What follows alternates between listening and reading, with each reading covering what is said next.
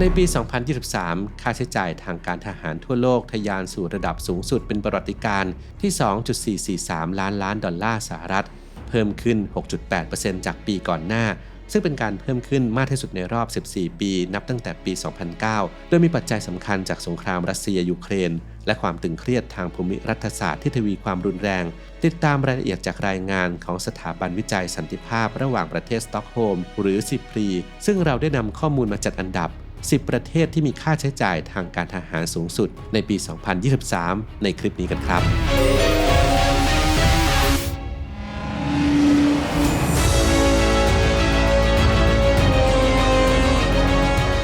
อันดับที่ 10 ญี่ปุ่นจัดสรรงบประมาณทางการทหาร 5,200 ล้านดอลลาร์ในปี 2023 เพิ่มขึ้น 11% จากปี 2022 และ 31% จากปี 2014 ซึ่งเป็นการเพิ่มขึ้นรายปีมากที่สุดในรอบ 52 ปี นับตั้งแต่ปี 1972 สะท้อนถึงแผนการปรับปรุงขีดความสามารถในการโต้ตอบของญี่ปุ่นด้วยการทุ่มเทเม็ดเงินลงไปในการจัดซื้อเครื่องบินเรือรบและขีปนาวุธพิสัยไกลท่ามกลางความกังวลต่ออิทธิพลทางทหารที่เพิ่มขึ้นของจีนไม่ว่าจะเป็นเพราะข้อพิพาทเรื่องดินแดนกับจีนโดยเฉพาะเรื่องอธิปไตยเหนือหมู่เกาะเซนกากุหรือเตียวหยูและการเพิ่มกำลังทางทหารอย่างรวดเร็วของจีนในช่วงหลายปีที่ผ่านมาอันดับที่ 9 ฝรั่งเศสใช้จ่ายทางทหาร 61,300 ล้านดอลลาร์เพิ่มขึ้น 6.5% จากปีก่อนหน้าและ 21% ในรอบ 10 ปีที่ผ่านมาคิดเป็นสัดส่วน 2.1% ของ GDP ประเทศการเพิ่มขึ้นของค่าใช้จ่ายทางทหารของฝรั่งเศสนี้เป็นส่วนหนึ่งของความพยายามเสริมสร้างกำลังทางทหารในยุโรปหลังจากสงครามรัสเซียยูเครนปะทุขึ้นและในฐานะที่ฝรั่งเศสเป็นหนึ่งในประเทศผู้นำของสหภาพยุโรปหรือ EU ที่มีบทบาทสำคัญในการรักษาเสถียรภาพและความมั่นคงของทวีปฝรั่งเศสมีความสามารถในการผลิตอาวุธยุทโธปกรณ์ที่แข็งแกร่งการเพิ่มงบประมาณทางทหารจะช่วยกระตุ้นเศรษฐกิจและสร้างงานในภาคการผลิตของอุตสาหกรรมนี้รวมทั้งช่วยให้ฝรั่งเศสรักษาศักยภาพในการผลิตอาวุธที่ทันสมัยสำหรับกองทัพของตนเองและประเทศพันธมิตรด้วยอันดับที่ 8 ยูเครนกลายเป็นประเทศที่มีค่าใช้จ่ายทางทหารสูงเป็นอันดับ 8 ของโลกในปี 2023 โดยเพิ่มขึ้นมากกว่าครึ่งหรือ 51% สู่ระดับ 64,800 ล้านดอลลาร์คิดเป็น 37% ของ GDP ประเทศซึ่งเป็นการเพิ่มขึ้นอย่างมหาศาลถึง 1,272% นับตั้งแต่ปี 2014 อันเป็นผลโดยตรงจากสงครามรัสเซียยูเครนแม้จะได้รับความช่วยเหลือทางทหารจากชาติพันธมิตรมากถึง 35,000 ล้านดอลลาร์แต่ว่ายูเครนยังคงต้องจัดสรรทรัพยากรส่วนใหญ่ไปในการป้องกันประเทศจนต้องพึ่งพาความช่วยเหลือทางการเงินจากต่างชาติในการบริหารประเทศมากขึ้นอย่างต่อเนื่อง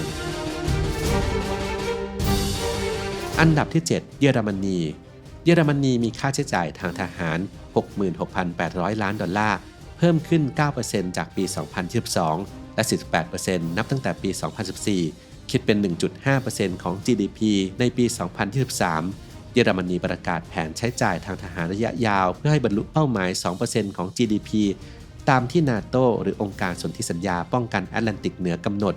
รวมทั้งพิจารณาให้เป้าหมายดังกล่าวเป็นค่ามาตรฐานรายปีตั้งแต่ปี 2024 เป็นต้นไปสะท้อนให้เห็นถึงการเปลี่ยนแปลงมุมมองด้านความมั่นคงของยุโรปอันเป็นผลมาจากสงครามยูเครนเป็นจุดยืนใหม่ที่ทำให้นาโตเข้มแข็งขึ้นนโยบายการใช้จ่ายทางทหารที่เพิ่มขึ้นได้รับการสนับสนุนจากรัฐบาลผสมของนายกรัฐมนตรีโอลาฟซอลซึ่งมองว่าการลงทุนในกองทัพเป็นสิ่งจำเป็นในการรักษาความมั่นคงและผลประโยชน์ของเยอรมนีในระยะยาวอันดับที่ 6 สหราชอาณาจักรยังคงเป็นประเทศที่มีค่าใช้จ่ายทางทหารสูงที่สุดในยุโรปโดยในปี 2023 อยู่ที่ระดับ 74,900 ล้านดอลลาร์เพิ่มขึ้น 7.9% จากปี 2022 และ 14% จากปี 2014 คิดเป็น 2.3% ของ GDP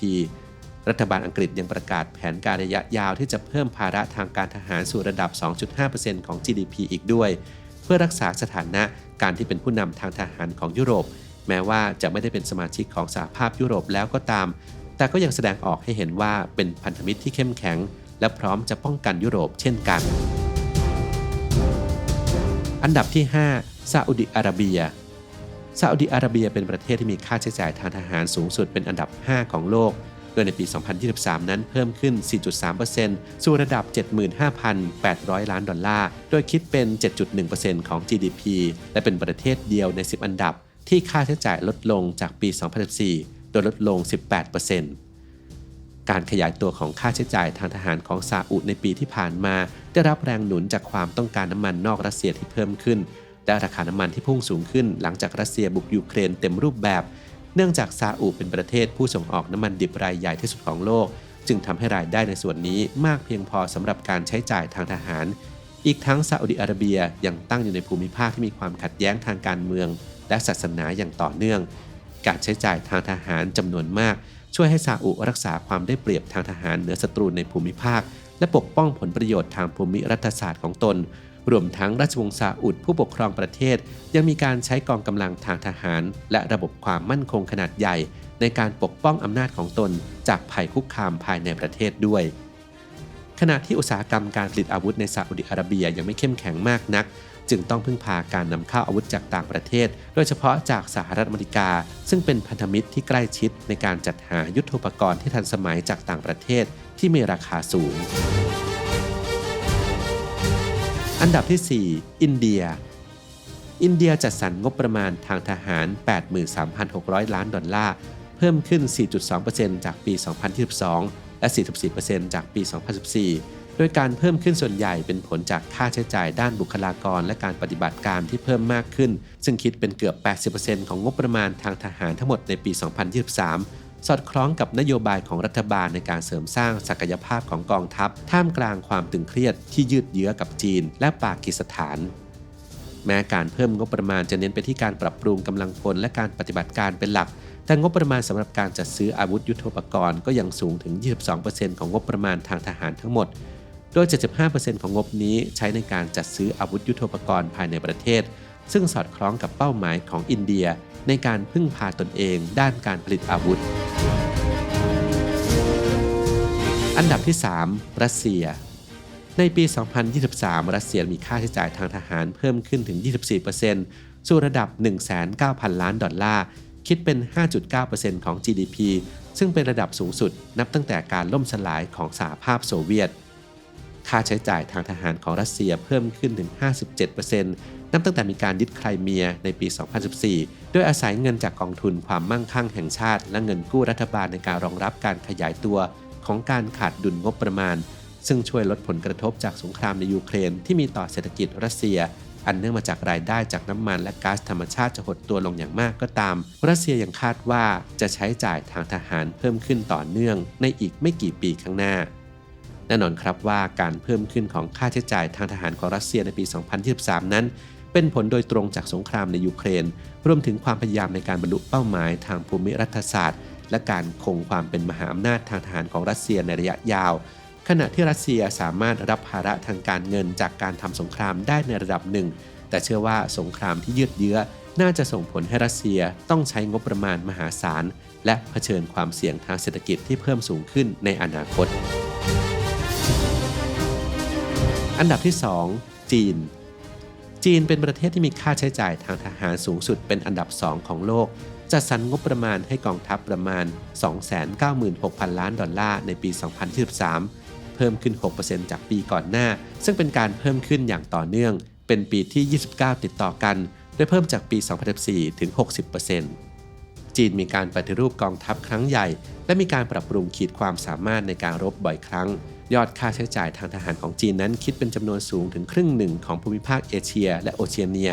ทำให้ประเทศเพื่อนบ้านหลายชาติเร่งเพิ่มขีดความสามารถทางทหารเพื่อรับมือกับอิทธิพลด้านกำลังทัพที่เติบโตขึ้นของจีนแต่อัตราการเพิ่มขึ้นของรายจ่ายทางการทหารของจีนเริ่มชะลอตัวลงในช่วง 10 ปีมานี้สอดคล้องกับการขยายตัวทางเศรษฐกิจที่ชะลอตัวลงด้วยเช่นกันอันดับที่ 1 สหรัฐอเมริ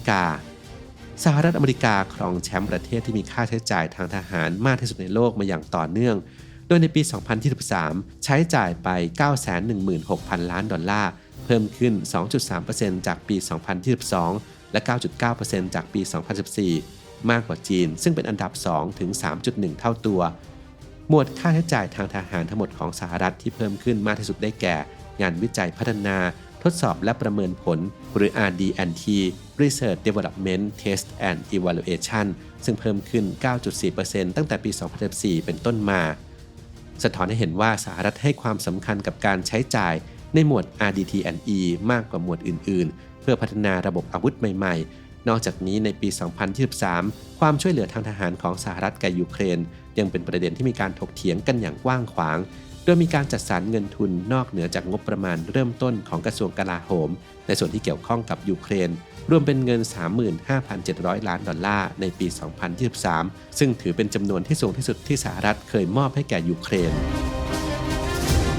การเพิ่มขึ้นของค่าใช้จ่ายทางทหารของประเทศต่างๆในปี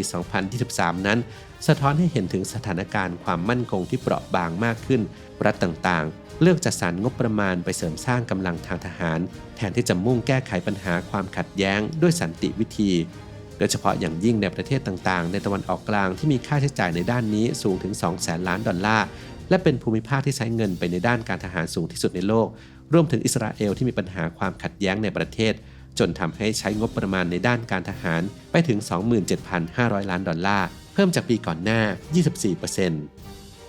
นักวิจัยของซิปรีชี้ว่าหากประเทศต่างๆยังคงให้ความสำคัญกับการแข่งขันสะสมอาวุธก็มีความเสี่ยงที่จะเกิดปฏิกิริยาโต้ตอบที่จะนำไปสู่การเผชิญหน้าในวงกว้างซึ่งจะยิ่งผลักดันค่าใช้จ่ายทางทหารให้พุ่งสูงขึ้นแบบไม่มีที่สิ้นสุดและแน่นอนว่าสิ่งนี้จะคุกคามสันติภาพของโลกในระยะยาวอย่างแน่นอนครับ